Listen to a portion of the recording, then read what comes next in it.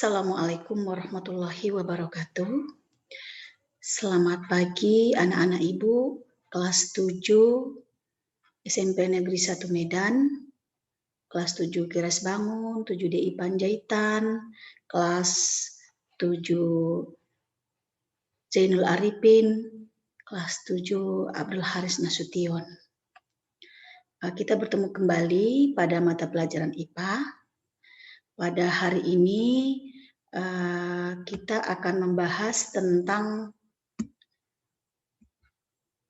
wujud zat dan model partikel. Ini merupakan submateri dari perubahan wujud zat. Anak-anak Ibu, adapun tujuan pembelajaran kita yaitu menjelaskan perbedaan keadaan partikel dalam zat padat, cair, dan gas. Kemudian yang kedua, membuat model partikel zat padat, cair, dan gas.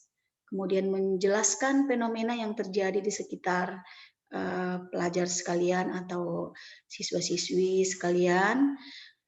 Dan yang keempat adalah menjelaskan proses perubahan wujud zat dalam skala partikel. Anak-anak Ibu yang sangat Ibu sayangi, kita bahas. Yang pertama, kita membahas dulu tentang pengertian materi. Materi itu merupakan sesuatu yang mempunyai massa dan dapat menempati ruang. Nah, sedangkan berdasarkan wujudnya, materi itu dibagi menjadi 3, yaitu zat padat, cair, dan gas.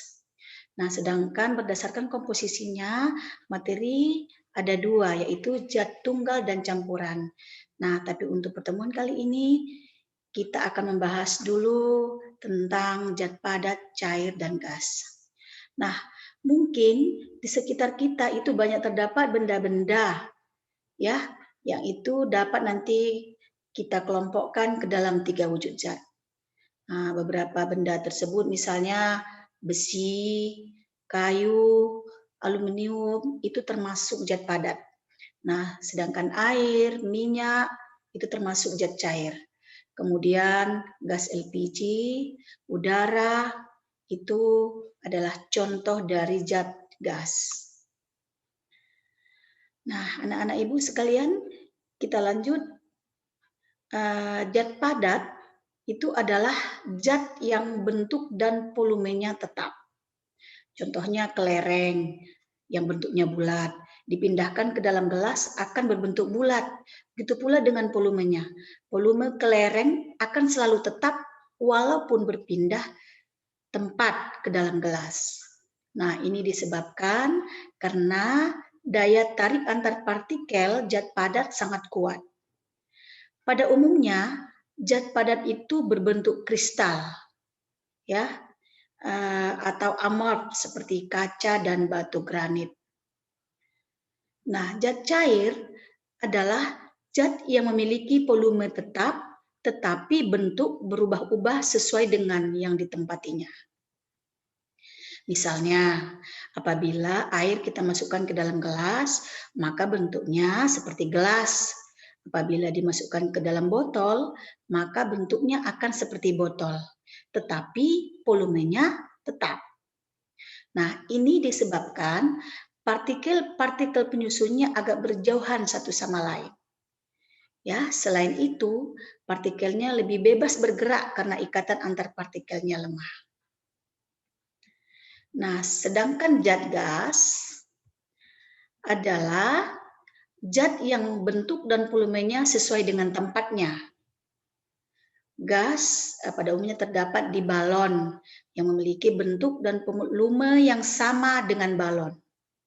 Gas yang terdapat di dalam botol, bentuk dan volumenya sama dengan botol. Partikel-partikel gas bergerak acak ke segala arah dengan kecepatannya bergantung pada suhu gas tersebut. Akibatnya volumenya selalu berubah. Nah, kita lihat gambar ini seorang anak yang meniup gas ke dalam balon. Ya, balonnya ada bermacam-macam ukurannya ya. Itu tergantung gas yang dimasukkan ke dalam balon tersebut. Kalau sedikit yang dimasukkan, maka bentuk balonnya itu kita lihat kecil, dan begitu juga sebaliknya. Anak-anak Ibu sekalian, di sini Ibu tampilkan perbedaan partikel zat padat, cair, dan gas. Seperti dilihat pada slide, zat padat itu memiliki partikel yang keras. Ya, kita lihat gambarnya itu padat dan rapat. Kemudian memiliki pola yang teratur dan letaknya berdekatan, kemudian berikatan secara kuat. Nah, sedangkan cair, nah kita lihat dia bergerak acak, ya, dan letaknya tidak sedekat zat padat jaraknya. Kemudian berikatan tidak kuat dan dapat mengalir. Nah, sedangkan gas, kita lihat partikelnya itu, gambar partikelnya bergerak acak, kemudian renggang, ya, kemudian sangat lemah, ya, berikatan sangat lemah, ya, dan dapat menyebar dengan bebas. Itu perbedaannya. Nah, anak-anak Ibu, jika kita melihat atau merasakan aroma kopi atau aroma masakan, parfum, dan bau-bauan lainnya dibawa oleh udara yang merupakan partikel gas untuk sampai pada indera penciuman kita, ya, kita harus ingat bahwa partikel gas bergerak secara acak, kemudian dapat bertabrakan, ya, atau bertumbukan dan sangat cepat, sehingga bau-bau tersebut dapat kita rasakan walaupun jarak kita cukup jauh dengan sumber bau tersebut. Proses ini anak-anak Ibu disebut dengan difusi. Ya, disebut dengan difusi.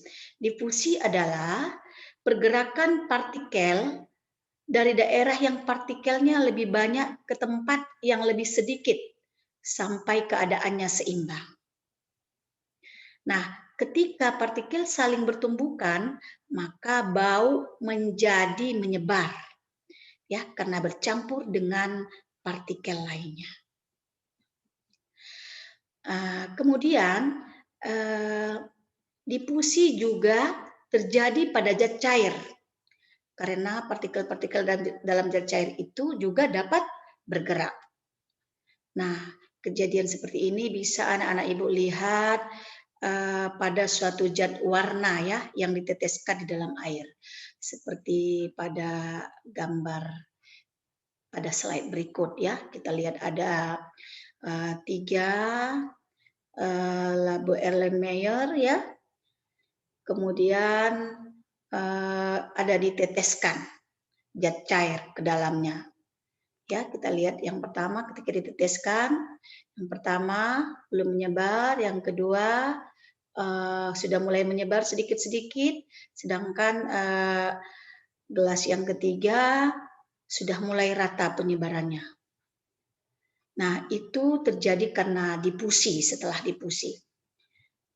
Aroma dan bau-bauan tersebut masuk melalui rongga hidung kita, ya, saat kita bernapas. Aroma dan bau-bauan tadi kemudian masuk melalui rambut-rambut halus atau silia yang ada di ujung saraf pembau. Nah, aroma dan bau-bauan itu melalui saraf disalurkan ke otak sehingga kita mengetahui bau tersebut. Nah, anak-anak Ibu, di sini ada Ibu tampilkan skema perubahan wujud zat. Ya, kita lihat pada slide. Misalnya dari padat ke cair. Ya, dari padat ke cair itu berarti meleleh atau melebur. Dan sebaliknya kalau dari sifat cair berubah menjadi padat itu namanya membeku. Ada juga kita lihat menyublim, ya. Itu perubahan sifat zat padat, ya, menjadi gas. Dan sebaliknya apabila dari gas ke padat itu disebut menyublim. Nah, kemudian anak-anak Ibu kita lihat lagi, dari gas menjadi cair, sifat gas menjadi cair itu disebut mengembun. Nah, sedangkan dari cair menjadi gas, ya, itu kita sebut dengan menguap. Ya, anak-anak Ibu, kita lanjutkan. Di bawah ini ada definisinya ya, nanti bisa anak-anak Ibu lihat setelah selesai pembelajaran kita ini. Mencair ya, mencair itu merupakan perubahan wujud benda padat menjadi cair akibat suhu yang panas. Nah, salah satunya ialah es yang mencair ya, apabila didiamkan di suhu ruangan atau suhu yang hangat. Kemudian membeku.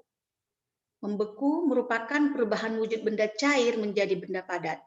Nah, perubahan ini terjadi karena suhu di lingkungan menjadi dingin. Nah, benda cair akan membeku jika suhunya di bawah 0 derajat Celcius. Kemudian, perubahan air menjadi es itu merupakan salah satu peristiwa yang dijumpai dalam kehidupan sehari-hari. Nah, kita lanjutkan dengan menguap. Menguap merupakan perubahan wujud benda cair menjadi benda gas, seperti yang Ibu jelaskan tadi ya, pada gambar. Nah, peristiwa ini mudah dijumpai ketika ada kegiatan masak-memasak. Ya, barangkali anak Ibu yang perempuan sering mengikuti kegiatan masak-memasak dengan ibunya di rumah, ya. Kemudian pada saat air dipanaskan di atas api kompor, dalam beberapa saat air akan mendidih. Nah, itu juga peristiwa penguapan. Nah, kemudian peristiwa mendidih adalah contoh terjadinya penguapan atau perubahan dari benda cair ke gas. Dan pada saat yang sama, terjadilah pengurangan volume air. Nah, anak-anak Ibu, kita lanjutkan menyublim. Ya, menyublim merupakan peristiwa berubahnya wujud zat padat menjadi gas. Nah, mengkristal adalah perubahan wujud gas menjadi padat. Ya, kita lihat di sini ada perbedaannya. Menyublim itu zat padat menjadi gas. Mengkristal wujud gas menjadi padat. Nah, peristiwa lenyapnya kapur barus yang diletakkan di dalam lemari sering dijadikan contoh peristiwa menyublim. Ya, anak-anak Ibu. Jadi nanti kalau ada pertanyaan, apa contoh menyublim? Nah, jawabnya adalah lenyapnya kapur barus. Ya, maksudnya kapur barus itu kan tadinya besar ya, kristalnya, kemudian lama-lama mengecil. Itu karena baunya sudah lenyap ya.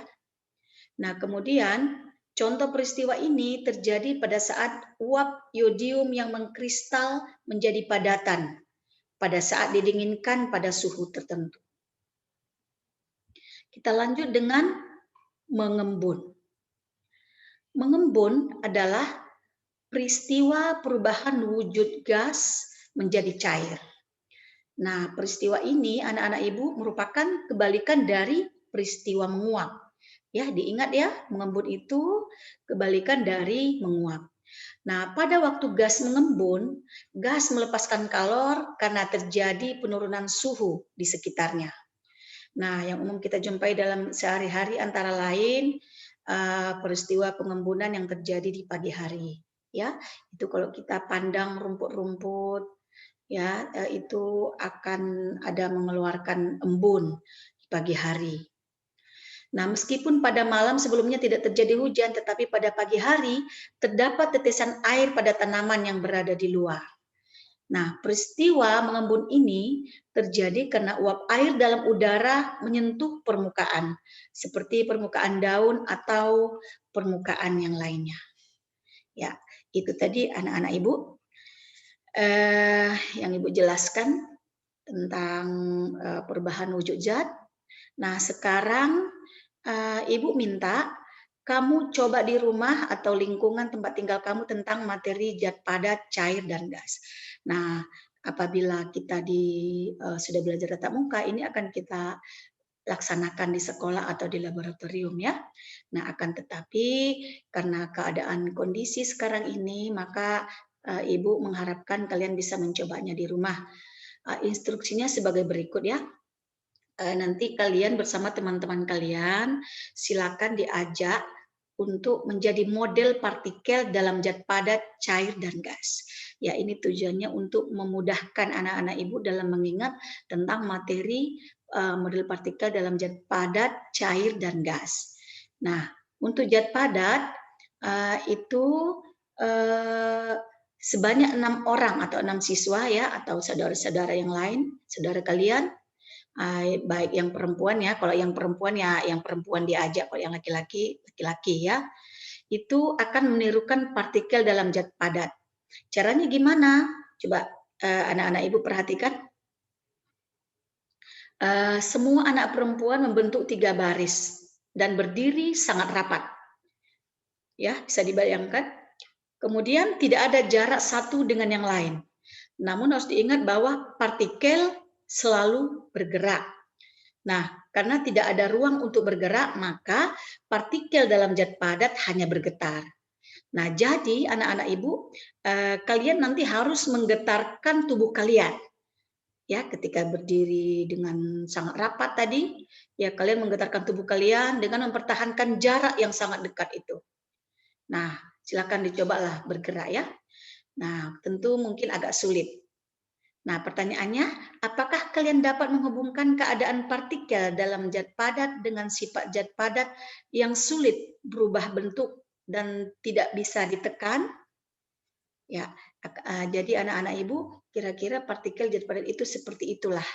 Ya, seperti kalian berbaris, rapat, jarak tidak ada, jadi kalian hanya mampu menggetar-getarkan badan kalian.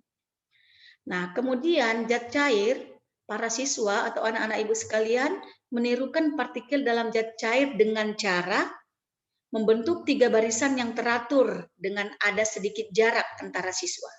Ya, kalau yang padat tadi itu sangat rapat. Kalau ini membentuk 3 barisan yang teratur tapi ada sedikit jaraknya. Nah, kalian dapat melakukan lencang depan untuk mengatur jarak ini, ya. Kemudian berpasanganlah dan berpegangan satu tangan, ya. Nah, sekarang bergeraklah dengan terus mempertahankan jarak yang satu sama lain. Kemudian tetap bergerak untuk membuat satu barisan panjang, lalu kembali bentuk barisan seperti semula. Nah, pertanyaannya, apakah kalian dapat bergerak? Nah, anak-anak ibu, keadaan ini menunjukkan partikel-partikel dalam zat cair itu memiliki jarak, sehingga partikel-partikel ini dapat bergerak. Ya, sehingga cairan memiliki volume yang tetap, bisa mengalir dan berubah bentuk sesuai wadahnya. Ya, anak-anak ibu, ini ada gambarnya. Di buku kita juga ada, di buku online ya. Ini ilustrasi partikel zat cair, berpasang-pasangan tadi ya, bergerak, kemudian kembali ke posisi semula. Intinya dia lebih bebas bergerak dibanding dengan zat padat tadi yang hanya menggetar-getarkan tubuh kalian saja. Nah, anak-anak ibu, kemudian gas. Nah, sebanyak 6 siswa atau 6 orang laki-laki ya, boleh laki-laki semua, kalau perempuan perempuan semua, dapat menjadi partikel dalam gas. Nah, caranya kamu berdiri berjauhan satu sama lain, kira-kira berjarak 1 meter.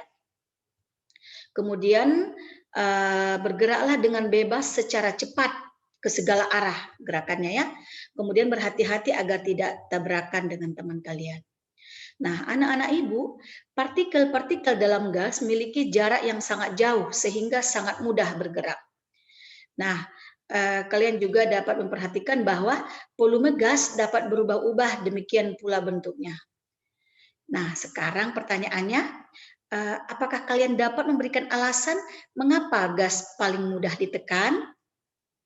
Ya, barangkali dengan kamu nanti laksanakan atau lakukan di rumah atau di kediaman kamu, kamu bisa menjawab pertanyaan itu ya. Nah, anak-anak ibu sekalian, itu aktivitas yang pertama. Jadi aktivitasnya itu seolah-olah kita bermain, tapi di dalamnya ada ilmu pengetahuan. ya. Nah, sekarang aktivitas yang kedua, kita lihat gambar ini dulu ya. Mungkin ini ada di buku, bisa dilihat halaman 49 ya, mungkin atau halaman 50. Mengapa jam dinding disebut materi? Apakah udara termasuk materi? Mengapa demikian? Ya, itu gambar ya yang kita lihat. Nah, anak-anak ibu, kalian juga bersama dengan teman-teman kalian di rumah atau lingkungan kamu, silakan lakukan percobaan ini. Kita untuk melihat atau untuk mengamati percobaan sifat-sifat zat padat, cair, dan gas. Yang pertama, kita lihat apakah berubah bentuk atau tidak. Nah, di bagian ini kalian akan diberikan benda-benda berikut. Ada balon, balok, kayu, teh, gelas ukur, dan beberapa wadah kosong lainnya. Nah, menurut kalian anak-anak ibu, benda manakah yang dapat berubah bentuk dan mana yang tidak? Maksudnya mana yang tidak berubah bentuknya dari benda-benda itu. Nah, ini silakan Ananda diskusikan bagaimana cara mengujinya. Apakah benda-benda tersebut memiliki sifat dapat berubah bentuk? Ya, ini didiskusikannya dengan temannya ya. Kemudian tulislah langkah-langkahnya. Setelah itu dilakukanlah langkah-langkah sesuai dengan yang kalian diskusikan. Nah, manakah materi di atas yang termasuk zat padat, cair, dan gas? Ya, materi yang di atas itu. Yang tadi balon, balok, kayu, teh, gelas ukur, ya, dan beberapa wadah kosong lainnya. Nah, kemudian percobaan yang kedua, sifat kompresibilitas, ya, kita ingin mengamati sifat kompresibilitas. Nah, pada bagian ini kalian akan menemukan 3 suntikan yang telah diisi dengan bahan yang berbeda-beda, ya. Nah, kalian akan menekan alat suntik ini untuk menguji sifat materi apakah dapat ditekan atau dikompresikan atau tidak. Nah, seperti ini anak-anak ibu ya. Nanti bisa dipahami lebih lanjut. Yang pertama dia berisi udara, yang kedua berisi air, kemudian yang ketiga berisi pasir atau tanah. Kemudian itu nanti disuntikkan ya. Nah, kita lihat dulu. Nah, sebelum melakukan percobaan, buatlah perkiraan atau dugaan atau hipotesis dulu. Kita buat dulu hipotesis kita, mana kira-kira yang lebih cepat gerakannya ya. Nah, menurut kalian suntikan yang berisi bahan apa yang paling mudah ditekan? Ya, ini hipotesisnya. Hipotesis itu bisa benar, bisa salah ya. Apakah air atau pasir atau tanah ya. Nah, alasannya mengapa demikian? Nah, silakan nanti anak-anak ibu dicoba di rumah. Kemudian kita amati seberapa dalam kalian dapat menekan piston pada alat suntik tersebut. Nah, berapa dalam, berapa sentimeter jaraknya ketika kita menekan. Ya, kemudian tulislah hasil percobaan perorangan ya. Perorangan apabila kamu sendiri yang mencoba. Kalau ada temannya di rumah, boleh berdua ya. Kemudian ditulis dalam bentuk tabel. Mungkin pada minggu lalu kita sudah belajar tentang pembuatan tabel ya. Nah, apakah hasil percobaan kalian sesuai dengan hipotesis? Nah, dijawab kalau memang sama, tulis ya, dan dibuat alasannya. Kemudian wujud benda manakah yang paling mudah ditekan? Nah, tentunya setelah anak ibu praktek, ini akan bisa dijawab. Ya, anak-anak ibu, selain dari percobaan yang di atas, kamu cobakan di rumah. Di sini ada tabel yang harus kamu isi, ya, dengan mendengarkan atau melihat penjelasan ibu yang di atas tadi tentang wujud zat dan model partikel. Di bawah ini ada tabel ya. Ini kamu pindahkan ke dalam buku catatan, kemudian dilengkapi tabel yang kosong. Ibu udah kasih contoh, misalnya wujud materinya bentuknya padat. Nah, sifat-sifatnya bagaimana ya? Itu bentuknya tetap. Alasannya karena partikel-partikelnya sangat teratur dan memiliki ikatan yang sangat kuat antara satu partikel yang satu dengan partikel lainnya. Nah, kemudian tidak dapat ditekan. Alasannya karena partikel-partikelnya sangat rapat, tidak ada jarak sama sekali, sehingga tidak dapat ditekan. Ya, tentu tabel ini berhubungan dengan percobaan yang di atas tadi, percobaan yang ini.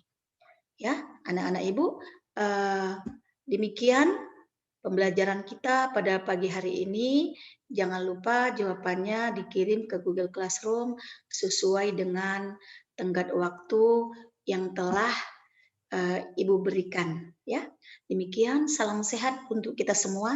Assalamualaikum warahmatullahi wabarakatuh.